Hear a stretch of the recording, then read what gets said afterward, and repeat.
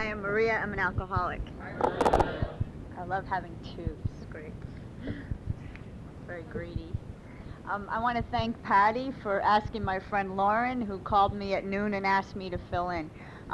It's always an honor to be of service in an AA meeting, and I just moved back to town from San Francisco. I was there for about 10 months, and since I've moved back, in the last 2 weeks, I've spoken 7 times. And my aunt said to me, she said, don't they know that you just got home? You know, and I said, you know, this is how the program works, because it's good for me, because I get to plug back in and be home. And in fact, tonight I was supposed to go to the movies with her and a couple of people. And so I called her to leave her the message, you know, and my first tendency is I want to lie. Because even though she loves that I'm sober, she doesn't get, you know, why do you still go to so many of those meetings, you know? And then you know, we come from a large Italian family, and we are very verbal. And so I think I had about 5 years at the time where she was going into this thing of, why do you have to go to so many meetings? And we were cooking, and I was chopping, and I raised my hand, and I had the knife, and I wasn't going to do anything, but I just said, that's it. I said, don't bring it up again, you know, and she really hasn't. Sometimes she'll make sounds. If you knew my aunt, you'd be surprised that she hadn't brought it up. But anyway, I told the truth on the message. I left the message. I said, I'm going to speak in a meeting. Because part of me being here, you know, and being sober today is not being ashamed that I have a God in my life and a program that I follow. And, you know, it's the most precious thing in my life. If I can say anything tonight, it's that I love Alcoholics Anonymous. I love it, and I put it first, and it pays off for me. I'm sober 12 years and 2 months. That's really hard for me to believe. And so I'm going to tell you a little bit about what it was like and what happened and what it was like now. And it always cracks me up when people get up at the podium and they say, everything I say here is my opinion. Like, of course it's my opinion, you know. I'll probably say some stuff related to the book and the steps, but I'm not one of those people who knows what page it's on or anything like that. First, I want to thank Joe for a great talk. I really identified with you a lot. And I want to say happy birthday to Brian, who took the cake. That was great. I got a lot out of sitting here and listening. It's a great group. I felt really welcome when I came in. I grew up in a family where there was a lot of drinking and a lot of violence. And we have another disease, which I made up the term for it. And as I mentioned before, I call the disease Italianism. We haven't developed a 12-step program for it yet. If you suffer and you want to share with me, let me know. We can talk after the meeting. But anyway, we don't hold back in our family. So sometimes pass the salt means the salt goes flying across the table. And that's how I grew up. So many people in my family are alcoholics, and they say, you know, we're not supposed to label them, but 2 of them died from the disease, and it was fairly clear what the cause was. When I was 2 years old, my parents split up, and my mother married my father's best friend. It took me a while to figure out that something might have been going on there, but anyway. So at the time, I got very close with my stepfather, and he used to take me to bars when I was little. I grew up in New Jersey, right outside of New York City, where my dad lived. Excuse me. And we would go to the bars and we would watch the hockey games, and I'm still kind of a hockey fan. It's a fun sport to watch. Anyway, I liked the bars. And so when the teams would score, all the guys would jump up and yell, you know, score. And I'd be sitting there, I don't know, 5 or 6 years old. It was very exciting. It was because they didn't have cable TV yet in our town. It was the only place you could see the game was at a bar. So anyway, I was really close to my dad. And we used to listen to a lot of music together, me and my stepdad. And when I was 10 years old, my stepfather was rushed to the hospital. And I remember the day that he left. He had been really sick. He'd been down in his office for a couple of weeks, and my mother was trying to, you know, make him feel better. And he had cirrhosis of the liver, and his face had turned completely yellow. Now, for some reason, and I still don't understand this, I knew then, you know, that his death was caused by alcoholism. And the other kids on the street used to tease us about that, and I used to get into a lot of fights growing up. And but no one else in my family would admit that's what was going on. Everybody would yell at my mother for her drinking, but nobody would really say, like, this is what's going on, we need to do something. It just went on and on. So at that time, my real father came back into my life, and he was also an alcoholic. And he was married to my stepmother, who was also an alcoholic, and we'll get into their story later. But what happened for me, the first drink that I can remember was on that day of the week when I was 10, and all my cousins were over and everybody was over, and I think we smoked some pot too. But I can't really tell you, you know, what it felt like or anything like that, but it's the first recollection I have of drinking. I might have drank before then, but that's the first time I remember. Um, Now, I have three brothers, and so being pretty much the only girl in a big Italian family, when we would have dinner on Sunday at my grandmother's, I had to clean up. Now, there were pros and cons of this job. The pros were that I got to bring all the drinks into the kitchen and put them in the dishwasher, which was good because what I would do is I would finish off everybody else's glass. And I would always wonder why it was so hot at Grandma's house. Like, I'd be opening the windows, I'm sweating, I'm overheated. You know, I always wear short sleeves when I go there. I also had the seat of honor next to my grandfather. So he would fix me what he called a spritzer, which was a little wine and 7-Up, and it was really good, it was really sweet. And then, of course, at the end of the meal, we would have Sambuca with our espresso. So, you know, I'm like 12 years old, wired on espresso, Sambuca, spritzers. I'm feeling good, you know. Usually by the end of the night, my mother would ask my grandfather for money, and they'd get in a big fight, you know. And this is how alcoholism manifested itself in our family. My grandfather enabled my mom for years. I mean, even on his death, he enabled her to go on more and more. So anyway, oh, what a crazy family I have. So as I got older, they sent me to this horrible prep school where I didn't want to go, and where all the kids, their families were looking a little better than our family was looking at this time. And what's really funny is since I've been sober, you know, I always felt like our house, like our family was just so weird. On both sides of me growing up, both of the girls growing up, both of them are in the program too. So it's just really funny. We weren't any different. We just didn't hide it as well. So anyway, they sent me to this school, and that's where I discovered cocaine. And that definitely expedited my trip here at Alcoholics Anonymous. And I identify as an alcoholic because when I was new, I used to, first I identified as an addict. And in Boston, where I got sober, there was this group of old-timers, and they used to sit off to the side, like a whole row of them, and no one else sat there. And if you got up and you didn't say you were an alcoholic, or if you said you were an addict, they would yell, "Are you an alcoholic?" And it was like really scary, and so I just said, yes, fine, you know. I don't know, I just copped to it, but I definitely didn't believe it at the time. Also for me too, I thought it was much more unique to be a drug addict than an alcoholic, so that's why it was important for me to just identify as an alcoholic, so that I fit in, I'm just like everybody else. But it doesn't mean that drugs are not a big part of my story, because they are. I mean, I have a nice big hole through my nose, and I've had a lot of respiratory problems that are just starting to get better.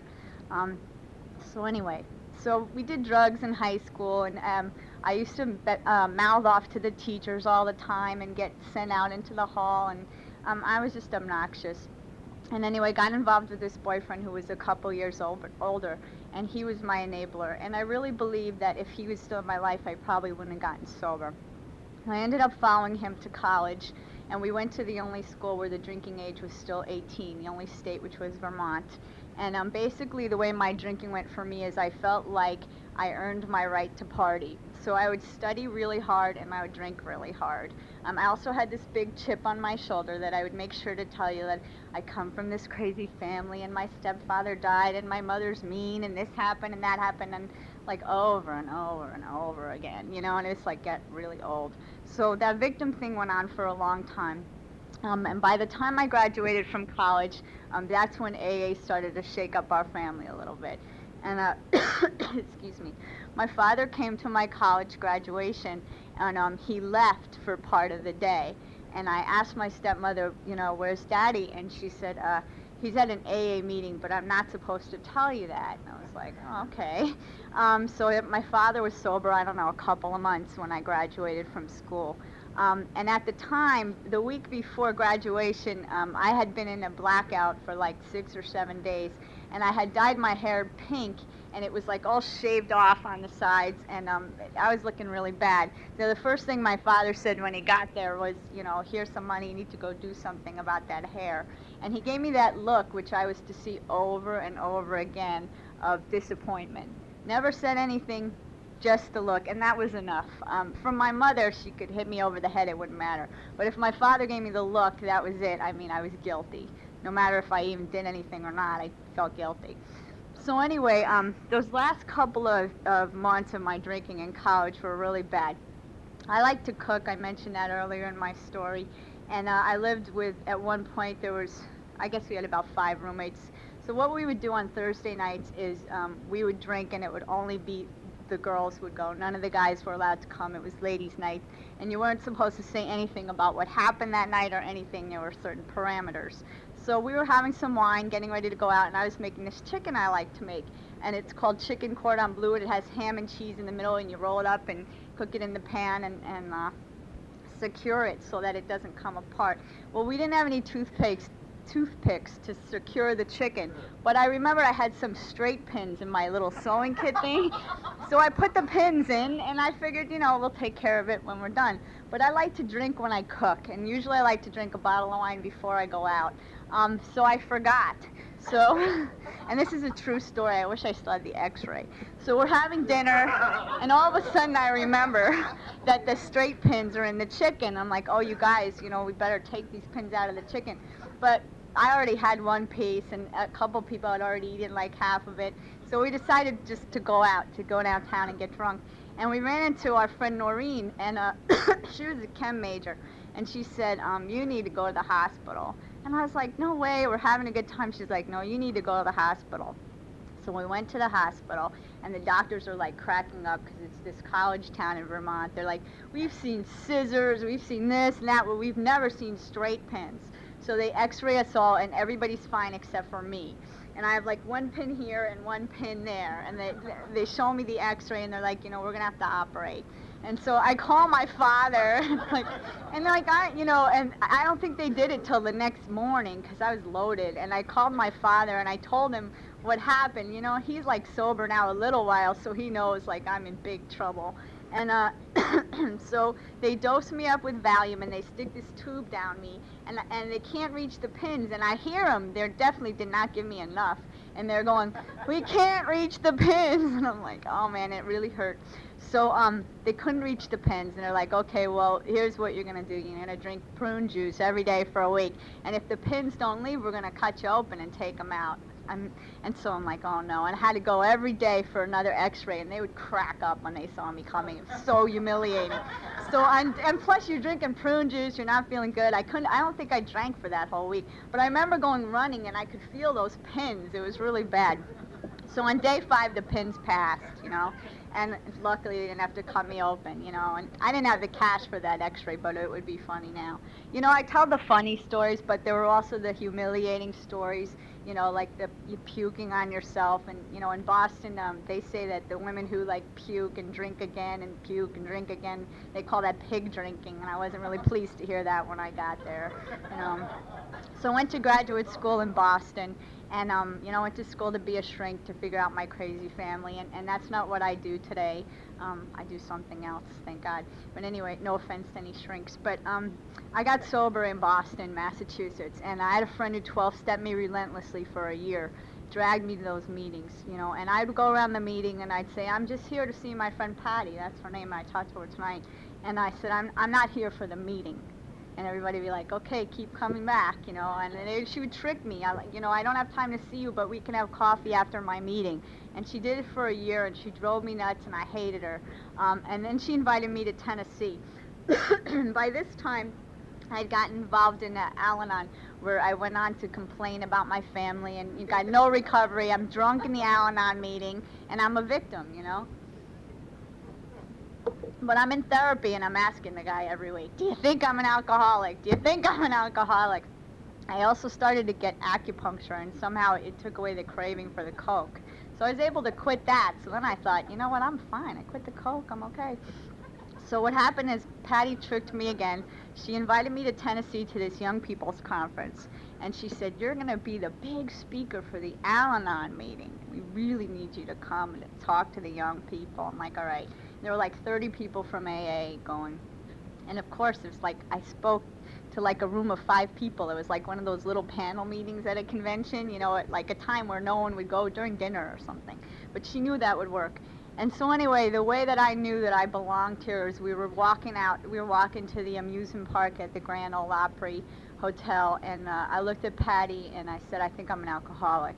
And she was just like, yeah, finally, you know, she's just like disgusted. And then I called, I hated her, she hated me at that point.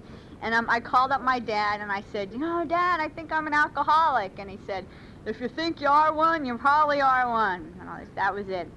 And then after that, I had to call him every day. He was like elected himself my sponsor, and that was a nightmare. It's like he made Clancy look like a pushover, and I'm not kidding. And so, it was so funny. And my father was sober in Manhattan, and the program's a little different than it is in Boston, and it's way different than it is here. So we would get into these discussions and controversy, you know, it should be this way or that way. By this time, my sober's clearing, my stepmother's clearing up. She's trying to get sober, but she's taking a little Valium on the side, you know, and not wanting to admit it. So what happened for me is I got sober in the Beth Israel Wednesday night group of Alcoholics Anonymous. And I was speaking at a meeting on Friday, and a woman stood up and she said, I know you from Boston. And she had 4 days.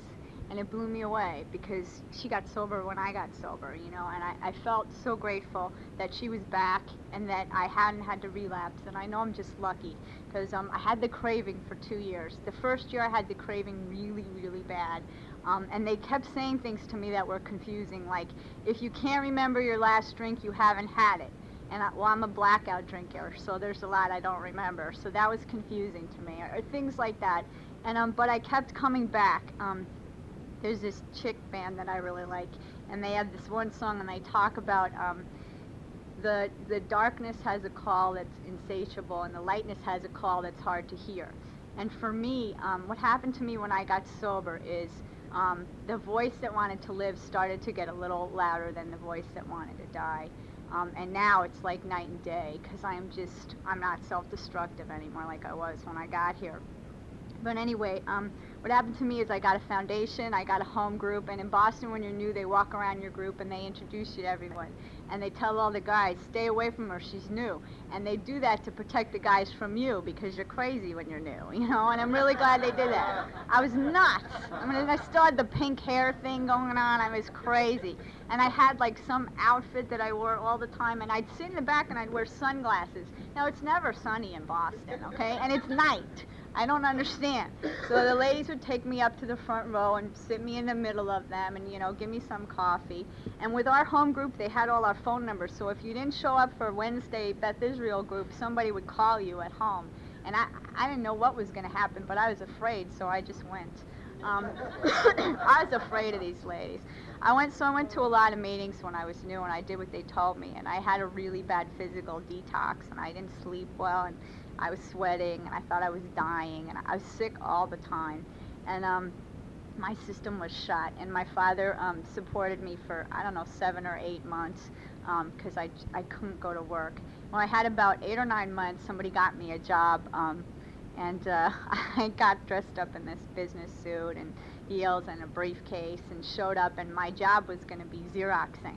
And I was so insulted, like, that this was going to be my job. I have a master's degree. Don't you know who I am? And I got to tell you that when that copying machine jammed, I was on the phone to my sponsor. I don't know what to do. It's jammed. I tried everything. I'm sweating. I'm like, you know, I'm working like 3 days a week, 3 half days a week. It's too much.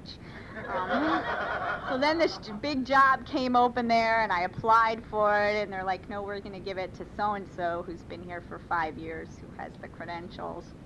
And I got this other job there, and I started bad-mouthing the woman I was working with. So right before my 1-year sobriety, I got fired. And it was the most humiliating thing. But I had always wanted to move out here, so it was a good thing. And so my dad said to me, you know, the worst thing is if you don't like it, you know, you can just pack up your stuff and come back. And my aunts lived in California since I was a little girl, so I knew I'd have a place to land. And, you know, when I came out here, I did just what I did when I was new, which was I got numbers, I introduced myself, I got commitments, I got a home group, and I got a sponsor. And everything I needed to learn, I learned in that first year. Now, obviously, I've learned a lot more about myself since then, but they gave me the foundation, and I took the suggestions. And I related to what Joe said, because in my first year, I did not do the thorough 4th step. I did one, but it was, you know, really half measures. I had to do 3 more before I did the thorough 4th step. Part of that for me was with the sexual inventory, which I left out. So you carry all that shame around if you don't get rid of it. That's been my experience, you know, and I forgot a lot of that stuff since then. So anyway, what happened was when I had 2 years of sobriety, I was out here, I was house sitting for a friend. I got a phone call from my older brother. He said, Dad had a heart attack and he's dead. And he said, you need to come home. And I was like, how do I do this? And I went back to New York, and my father had about 5 years at the time that he died, a little less. And his group took me around to meetings, and I met a sponsor, and there were 400 people at the service, and I was so touched by it. And what it did for me is it forced me to get a God, because I didn't have one in my first or my second year. And I had to get a God fast. And I had to get a God that was big enough for me to say the F word to, because I was really angry because you took my father. And also I was a very angry little kid, and I had a lot of work to do.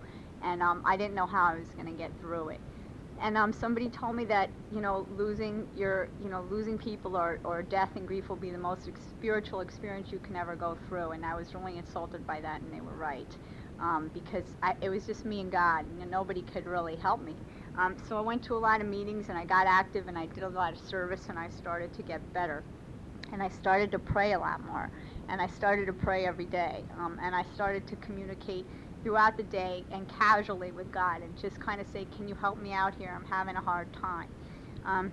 So a few years after that, and it's all a little blurry to me, my stepmother died, and she had gone into 5 or 10 different rehabs in New York, you know, everything to live for, all the money in the world, and she just couldn't get it. And I remember seeing her at my dad's funeral, and what happened to me was she was drunk when I came home for the funeral, and I didn't know.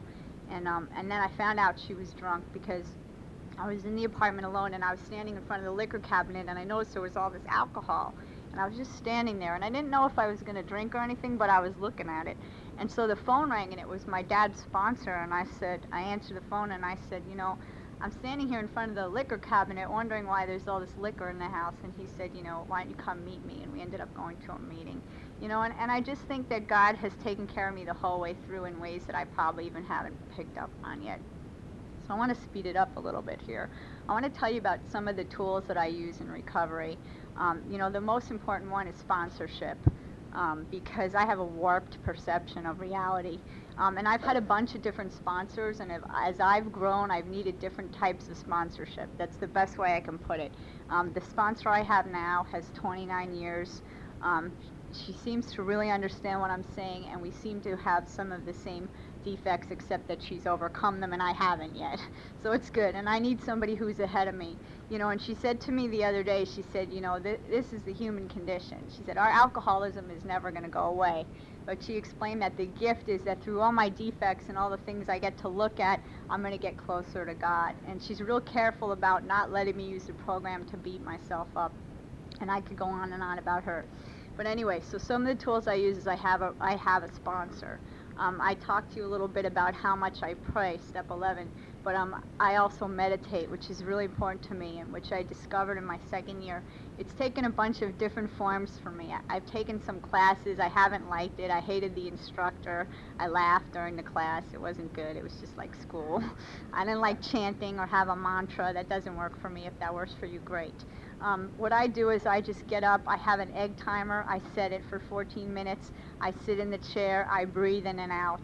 I keep my eyes open or I fall asleep. That's all I do. And for some reason, if I do that before I leave, I feel better. One of my sponsors described it as thinking of like Times Square that has the words that go around. And so you think of your thoughts, they're just going around, but you don't have to grab onto any of them.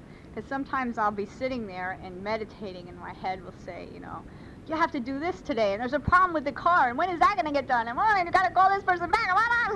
And I thought that if that happened, that you weren't meditating correctly. But it's fine, and it passes, and some days it doesn't, and it's fine. It's the discipline for me of doing it, and I do it every day, and it's awesome.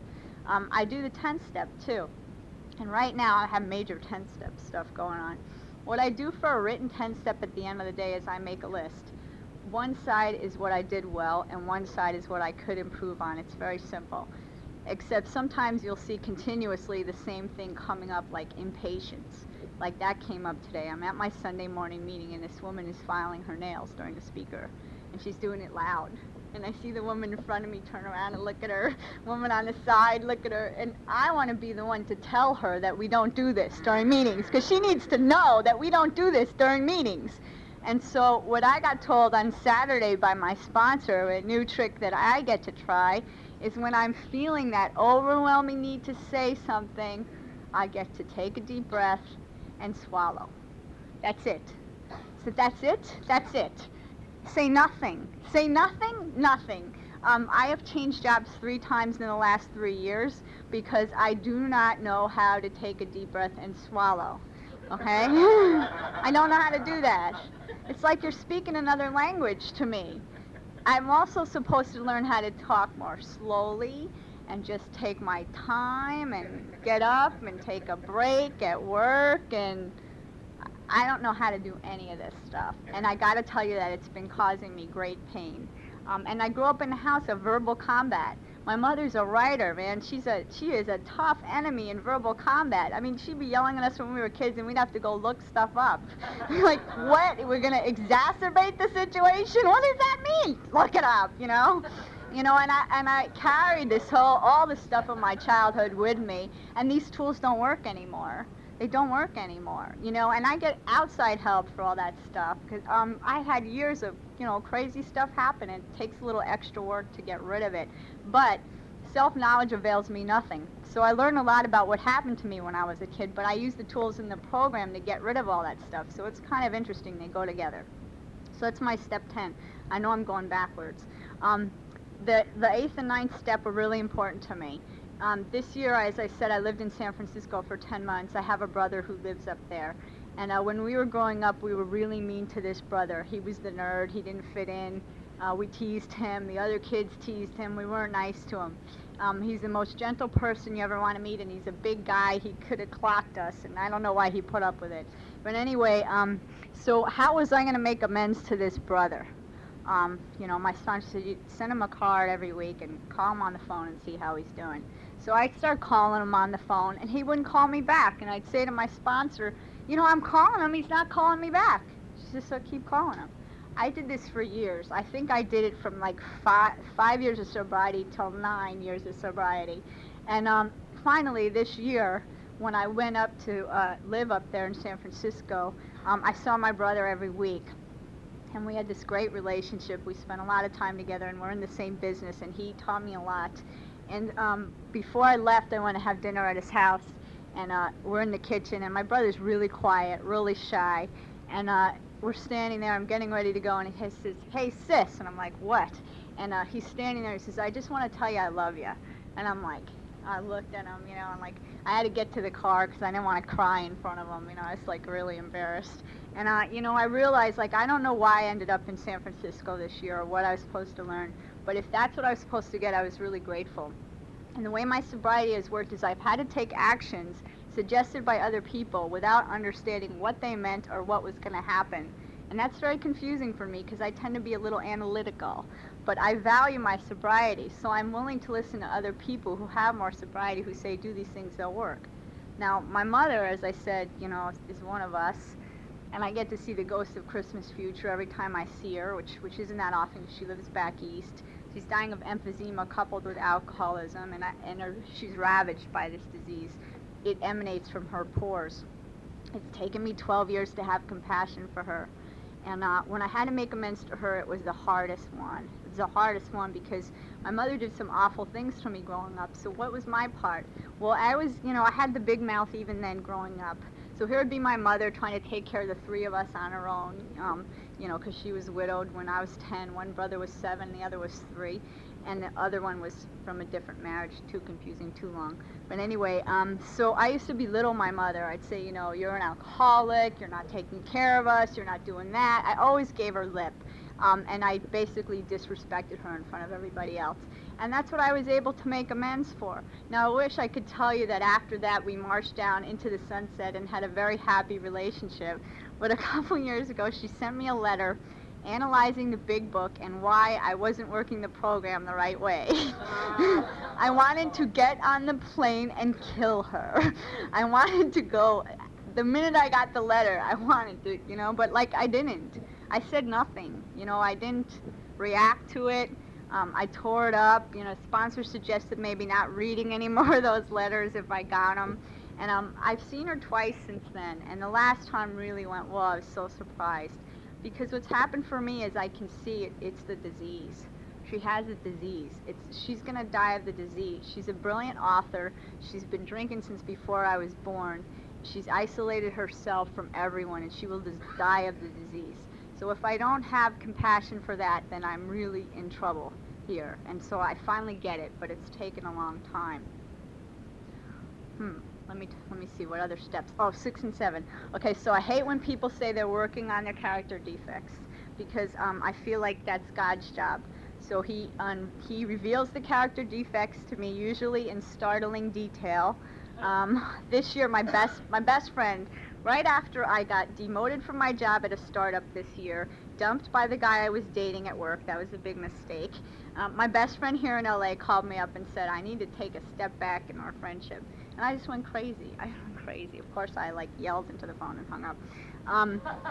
And what happened was, you know, she has a great program, and that's why she's my best friend. We sat down and talked, and she explained to me that sometimes the way that I talk to her scares her, and it makes her uncomfortable, and she recedes. And what had been going on for months is that she recedes because she comes from the quiet family where they don't say anything about anything. Everyone's very nice. I've met her mother, and she's always smiling, and that's the way her family is. It's the opposite from mine. So we're opposite ends of the spectrum, and I could learn a little bit from her in this area. So anyway, it hit me, and then I was able to talk to my sponsor and say, this is what I think is going on, you know, and we're able to continue to be friends because we both have a program, you know, so it's restraint of tongue and pen, but it's also 6 and 7. And I said to my sponsor, how do I stop communicating in a way that's going to make other people uncomfortable? I said, I'm from the East Coast, I'm Italian, I talk fast, and she's just like, pray. She says, you don't have to do anything, just pray. And she had a similar experience, same thing with a friend, same work stuff happened. And gee, what a coincidence that she's my sponsor. So that's 6 and 7. I mentioned to you that I did a thorough 4th step, and I read it to a sponsor. I had to do, I can't remember if I did 3 or 4, but the 4th one finally did it. And 1, 2, and 3. This year, you know, I moved out to San Francisco for this job, this really big job. And, you know, I really didn't think I was taking a geographic, but it was really all about money, property, and prestige. And when I got there, I hated it after the first month. Great meetings, great sobriety, but I didn't have the same connection that I had here. And I kept saying, you know, why'd you send me here, God? I hate it. I hated the job. Everybody I worked with was like 10 years younger than me, heavy drinking, heavy drugs, long hours. I'm like, I don't understand, God. Why am I still here? But what I found is I don't get to take action until I really feel comfortable taking the action. If I take the action a minute too soon, it's usually my will. And so there's step 3 for you. And how I worked step 3 this year was reading the prayer out of the big book. And usually screaming, cursing. I hated where I was. I've had so many different things happen to me this year that I was just completely humbled. And one more time, it was just me and God. Because there was no fellowship, there was no sponsor there with the 29 years. There were hardly any women there who had 15 or 20 years. And I went to a lot of meetings, I just didn't find them. So what I did is I did a lot of step 12, which I didn't mention, is I got near newcomers because I needed to remember what it was like. So even though I was going crazy, I needed to remember that I wasn't drinking and I was still plugged into the program and I was going to be shown exactly what to do. So what happened was a friend of mine was renting my place here, and he decided to move to New York, and I came back here to show my apartment, my condo, and it was right after the 2 weeks after demoted and dumped. So, oh man, it was a bad year. So I'm showing the condo, I'm like getting ready to show the condo, and I had all these people call me up, and I walk in, and you know, the rent in San Francisco is like triple what it is here, you know. So I'm in my place that I own, and I'm going, oh, this is not so bad, my little 1 bedroom, and I'm thinking, I think it's okay to come home, you know. But when I have decisions to make like that, or any kind of thoughts, I needed to run it by someone else. So I called my sponsor, and she said, why don't you come over? And I talked with her for an hour, and she said, you know, I think you've learned everything you need to learn there. And I quit my job without another job, which was really, it was really fun, because they're all like, where are you going to go? And I'm like, I don't know yet. you know, and then about 2 weeks after that, the panic set in, you know. But, you know, I found another job. I got plugged back in here, you know, and that was my step 1, 2, and 3 of the year. You know, if you're new to this program, I got to tell you that when I got here, I would wake up in the morning and I would have no hope. I would just have that horrible feeling like it's another day. And if the sun was out, I'd be like, oh, another sunny day. You know, I was so miserable and hopeless. I couldn't imagine, like, ever even having a sense of humor. You know, I couldn't imagine that it was going to be better. And I hated this. I didn't feel like I was home. I hate when people say, I thought the lights came on and I knew I was home. Like, I hated it. I thought my life was over. But they said to me, don't leave before the miracle happens. I kind of liked that. And then they showed me the promises, and I kind of liked that. I thought those were kind of interesting. And I got to tell you that it's never been boring. You know, so many things have happened to me, and I know it's time to wrap up. But, you know, all they promised me was sobriety. You know, and I have to remember that because I up the ante sometimes. Because why don't I have X, Y, and Z? But sobriety and the promises that go with working the steps have been a pretty good deal for me. And I'm really grateful to be here. And, you know, if you're new, just keep coming back, hold on to the chair, grab someone else and tell them what's going on. And that's it. Thanks.